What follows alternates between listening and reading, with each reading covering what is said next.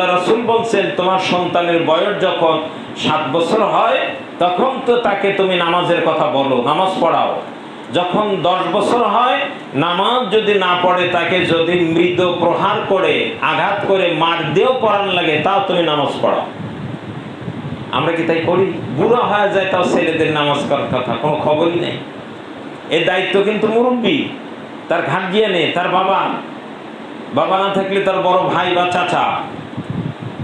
নবীর সহিহ হাদিস, নবীর নির্দেশ 7 বছরে নামাজের কথা নির্দেশ দাও।